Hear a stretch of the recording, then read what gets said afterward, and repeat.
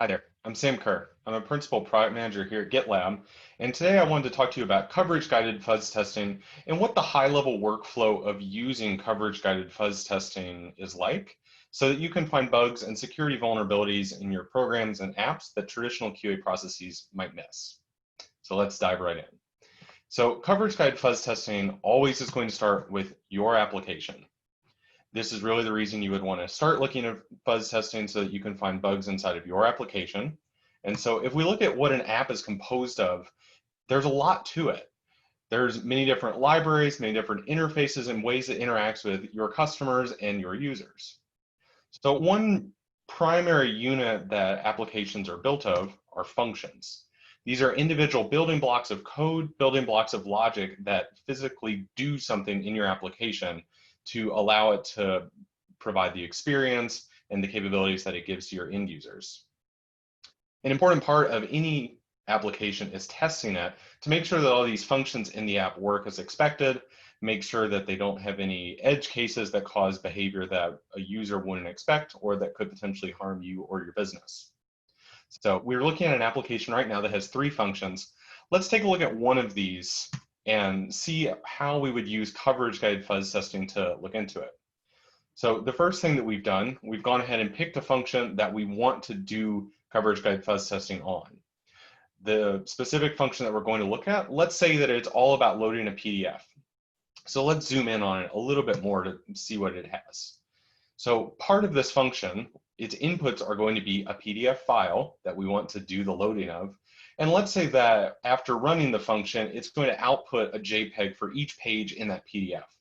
Maybe you would use these for copying into a presentation, for sending it to emails, or for archival purposes. So if we want to look at this function and model it visually, this is what it might look like. It's taking a PDF on the top left, it processes it in the body of the function, and then it outputs a number of JPEG files at the bottom. And this is the normal way that this function would work. It's going to work this way in the happy case where nothing goes wrong. And this is really going to be the way that you tell your users about this function and how it's used. So one very important thing to note here, though, is that because this loading PDF function is something your end users could use, this is a great place that bugs could be lurking in your program that you would want to find. This is why it's a great candidate for fuzz testing, because any function that a user can interact with directly means that not only could errors happen in the function from malformed inputs, but it's also the place that attackers are going to start looking at your applications as well, trying to find those security vulnerabilities. So now that we've talked about this function and how it works, let's talk a little bit about how coverage-guided fuzz testing would approach fuzzing and testing this function. We've talked about how this function takes one PDF as an input, but the way that the fuzz tester is going to look at it is, let's try many different PDF documents, all with slight changes to them, which we call mutations in fuzzing, to see if we can cause the load PDF function to error or behave oddly in some sort of way. I've got 4 PDFs pictured on the top left here, but don't let that fool you. What coverage-guided fuzz testing is going to be doing is going to be trying thousands, possibly even millions of inputs to this function in an attempt to get it to behave strangely or crash. It will continue to generate random PDF documents to try and exercise the load PDF function until eventually one of them produces a crash. As soon as the application crashes, the fuzz tester immediately stops and realizes that, hey, I've found an edge case here that's not being properly handled. This is most likely a bug or a security vulnerability. As soon as that happens, the fuzz tester reports that, hey, this is the specific PDF document that caused an issue. I don't know why it happened, but if you rerun this PDF document through the program, it will again crash, and this is going to be repeatable over and over and over again. So at this time, we now have a function which is accepting an input. We have a known input which causes a crash. This is exactly what we need to start debugging the application to understand more about it so that we can ultimately fix it.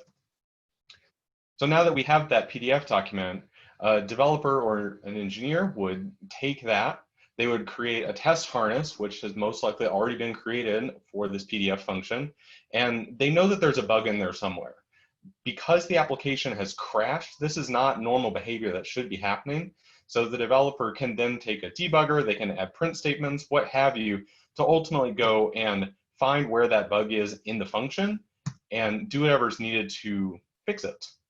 As soon as that fix has been created, that can be committed back to your source code repository, and your function can continue to be used in the application, and you know that you won't have that bug in your program anymore.